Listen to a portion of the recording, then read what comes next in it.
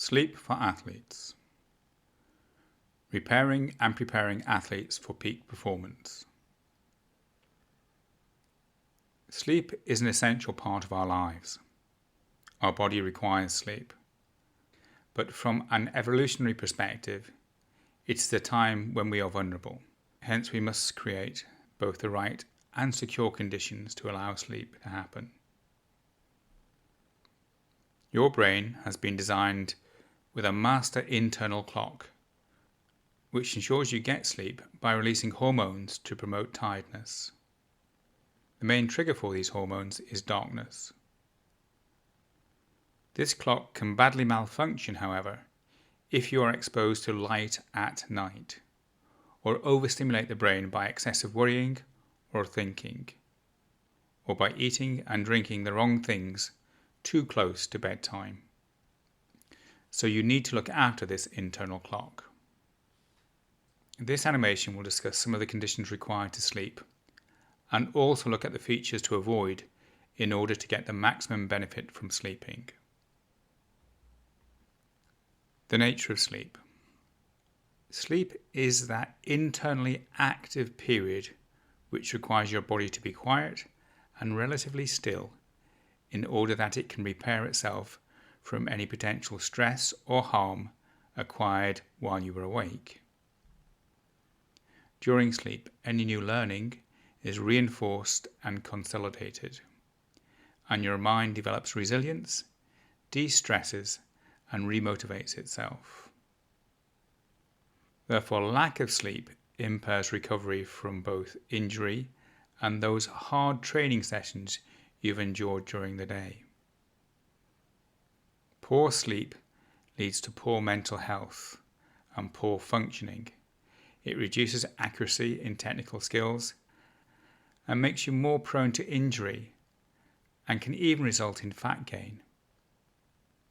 In the longer term, a history of poor sleep is associated with cancer, heart conditions, and dementia.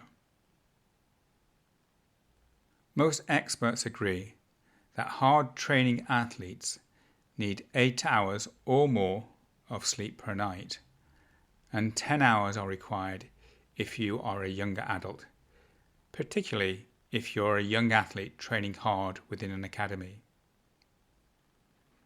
Length of time spent asleep is only one aspect you need to pay attention to. You can also have difficulties getting to sleep and also have problems waking up continuously for long periods during the night. Thus, good sleep normally means you can get to sleep quickly and then sleep continuously for at least 7.5 hours and up to 10 hours per night, with only a few minor interruptions every 90 minutes. If you are struggling to get to sleep and/or are waking up too often, then you may need to seek help because the impact of poor sleep on your performance can be huge. We all need to be educated about sleep in order to ensure we get the most from our rest. Education. Your body is designed to get most of its sleep at night when it's dark, although a regular nap can be a good way of topping up your sleep. Your body has its own 24-hour clock, a master clock in your brain, which governs lots of other clocks involved in releasing chemicals and hormones throughout the body. These clocks control alertness, reaction times, coordination, hunger, etc. The master clock, called the body's circadian rhythm, has its own regular cycle for waking and sleeping, but it can be strongly influenced by 3 features, such as light, body tiredness, and external stimulants. Daylight, electric lighting, and blue light from tech equipment promotes the activity of wakeful hormones and brain activity, even when the body is tired. A lack of light triggers the releasing of sleeping hormones, such as melatonin, which produce tiredness. The master clock can also be affected by what is happening in the environment. For example, if there is lots of stimulation, excitement, threats, etc., it will prioritize alertness, and the body will go into sleep deficit, which will ultimately affect an athlete's performance and health. Other external stimulants such as eating fatty food and drinking caffeine will also alter the master clock. The clock will delay the releasing of sleep hormones and keep you awake for longer. The sleep cycles and the stages of sleep. This diagram shows the workings of the sleep cycle, governed by the master clock. It shows the stages of sleep occurring during the night. In this diagram, our athlete has gone to bed at 23 hours or 11 p.m. and woken up at 6:30 a.m. The diagram helps us to see that not all sleep is the same. Indeed, every 90 minutes in each segment, a new mini sleep cycle begins. In this picture, during the night, the athlete has been asleep long enough for 5 cycles to happen. The running through of each cycle helps to improve and repair the body in order to get it ready for the morning. In each mini cycle, there are 4 stages of mending, cleansing and repairing, and this is repeated every 90 minutes or so. Now let's look at the actions of each cycle in terms of the stages. Stage 1 is the getting to sleep stage. This is the shortest sleep stage, lasting just 1 to 7 minutes. And during this time, muscle memory is logged, and any new skills learned during the day will be stored and consolidated. Stage 2 is the light sleep stage, lasting up to 25 minutes. During this stage, your body prepares itself for deeper sleep and starts producing human growth hormone, which is largely responsible for the processes of muscle growth and repair. Stage 3. It is during this stage that blood supply to the muscles increases. Your heart rate and blood pressure decreases, and your energy levels are restored. This sleep stage lasts between 20 to 40 minutes. During this time, human growth hormone and testosterone production levels peak, and your body also produces the anti-inflammatory substance called prolactin, which helps repair your joints. Stage 4, also known as the rapid eye movement or REM sleep stage. This can last between 10 to 60 minutes. During this stage, your muscles become immobile, but your brain is active. This is when you dream. This sleep stage boosts daytime mental performance. Also during this stage, the blood and oxygen flow to your muscles increases, which assists in the breakdown of lactic acid, enhancing recovery. Your body also gets busy repairing minor muscle damage. And so as you can see, each night you get free sessions from your own medic, physio and psychologist, and you're not even aware of it. Not getting enough sleep or waking and breaking the flow of the sleep stages will severely impair recovery and rest. Lack of stage 3 and 4 sleep will have an especially big impact on muscle growth and repair. Before discussing the features which promote good sleep, it's worth pointing out that everyone has a slightly different internal clock, giving us the potential for 2 extreme types of sleepers, called the early and the late sleepers. It is helpful to work out what type you are. So if you're a person who likes to be up in the morning before other people are awake, but you then struggle to stay awake late at night, you are an early waking person. In technical language, you are an early chronotype. In contrast, if you like to stay up late and struggle to get up in the morning, you're a late waker or a late chronotype. Knowing whether you're an early chronotype or a late chronotype is helpful. For example, early morning training sessions can be tough for late chronotypes. If training sessions are too early, this may impact on your performance and may disrupt sleep patterns. If your coach is an early chronotype, his or her 8 to 9 a.m. sessions could make you feel tired throughout the rest of the day. Taking a nap during the day may be a helpful feature for those asked to perform outside of their natural style of sleeping. But some caution is required when taking naps. We will discuss this later. Advice on sleeping well. To promote good quality sleep, there are 3 factors you need to consider. Note here, we're not talking about taking sleeping tablets. If you choose to use such drugs, it is essential that you speak to your medical team before using them. So here we're talking about non-drug approaches. The first thing to do is get your bedroom right. Ensure you have a comfortable mattress and pillow. Invest the time and money getting these correct. Also set a cool but comfortable temperature in your bedroom, somewhere between 15 and 19 degrees centigrade. The body temperature needs to drop in order for you to sleep, so if the room is too hot, you'll struggle to get to sleep.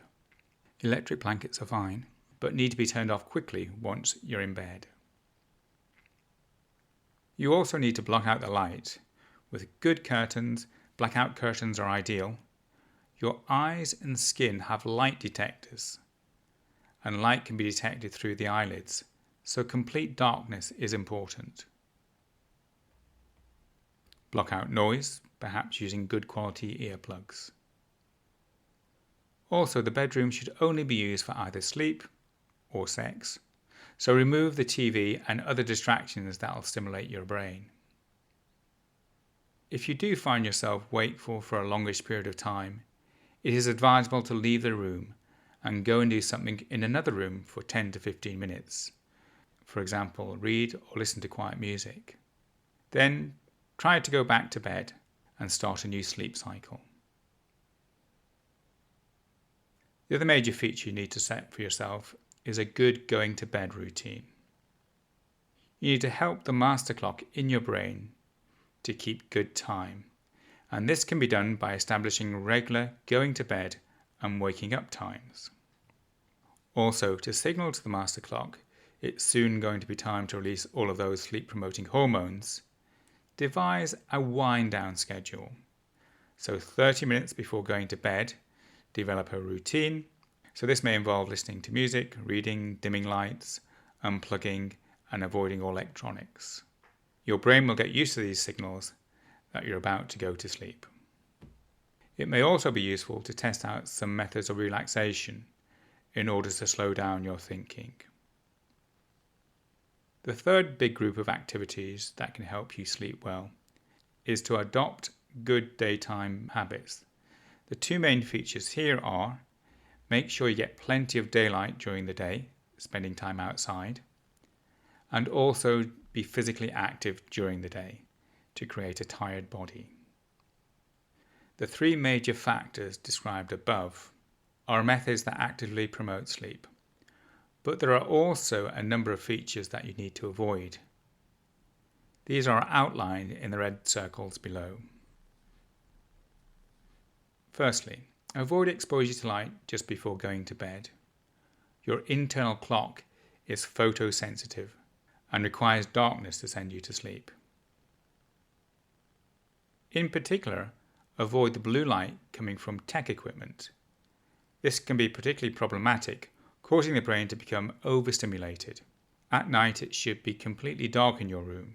You shouldn't really be able to see your hands in front of your face. Avoid caffeine prior to going to bed, ideally having your last cup of coffee or energy drink around the middle of the day. Avoid alcohol.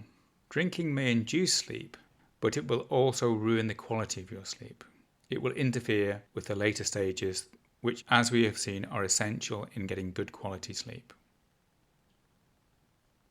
Avoid having TV or electronic equipment in the bedroom, particularly programs that superstimulate your brain. Avoid chaotic and irregular routines prior to going to bed. Try to establish a calm bedtime routine, which involves relaxing. This will be a signal to the master clock in your brain that you're about to go to sleep. Avoid intensive training. just before you go to bed. But if this can't be avoided, use a calming down routine for at least 30 minutes after the training. Avoid going to bed as a way of thinking through your problems. You don't want your brain to start to associate being in bed with stress rather than sleep. If you need to think through some problems, do it outside of the bedroom, and then before getting into bed, try to employ a calming down routine. Avoid sleeping on your stomach. This can interfere with good blood circulation, and depending on the height of your pillow, it may also cause some difficulties with your breathing. And once again, avoid spending long periods of wakefulness. If you are struggling to go to sleep for a long period of time, get out of bed and do something for a while in order to reset your sleeping cycle. Now let's look at the topic of napping. Evidence suggests that a lot of athletes nap. And in general, they are positive activities as long as the following 3 features are taken into account. To be most beneficial, ideally naps need to be longer than 20 minutes and up to 90 minutes. This is in keeping with the normal 4-stage sleeping cycle. In order not to disrupt the regular nighttime sleeping, naps should usually be taken between 1 p.m. and 4 p.m., which roughly corresponds to a siesta. The third item to consider is avoiding being too sporty for at least 30 minutes after having a nap, because for that period of time your coordination and general functioning will be poorer, and therefore you may be prone to injury. Before ending, it's worth discussing the potential disruption caused by nighttime games and competitions. These are clearly common in elite football, rugby, basketball and other sports. Such games are problematic owing to the high degree of light exposure from the floodlights. Also, there are high levels of psychological arousal, increases in core body temperature and potential muscle pain resulting from the games. However, evidence suggests that sleep disruption can be averted if the athletes are encouraged to delay their bedtime after the game. For example, by engaging in gentle low-key socializing or going for a light meal prior to sleeping. To conclude, any athletes who are training hard both physically and mentally during the day can bank these gains by ensuring they sleep well at night. The benefits of good sleep are significant, and so, as an athlete, you owe it to yourself to ensure your internal clock is running efficiently and smoothly, because if it is, it will ensure that you do the same. Thank you for watching.